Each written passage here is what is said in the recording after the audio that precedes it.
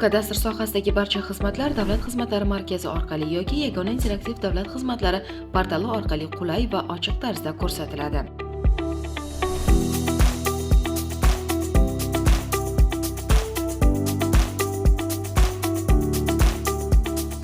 Shu bois kadastr idoralariga bevosita borish talab etilmaydi. Ba'zi fuqarolar kadastr idorasiga murojaat qilsam, ishlarim tezroq hal bo'ladi deb o'ylashadi. Aslida esa bu nafaqat xodimning, balki fuqaroning o'z vaqtini ham behuda sarflashiga olib keladi. Eng qulay va samarali yechim kadastr xizmatlaridan uyda o'tirgan holda foydalanishdir.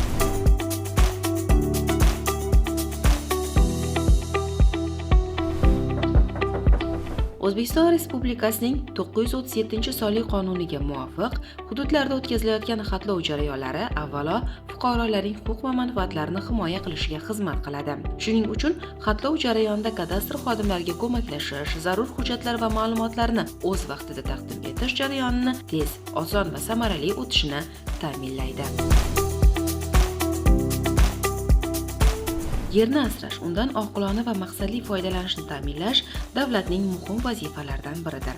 Ushbu jarayon kadastr agentligi xodimlariga bevosita yuklatilgan. Kadastr agentligi xodimlari davlat xizmatchilari bo'lib, ular yer nazorati tadbirlarini faqat qonun doirasida va belgilangan tartiblar asosida amalga oshiradi.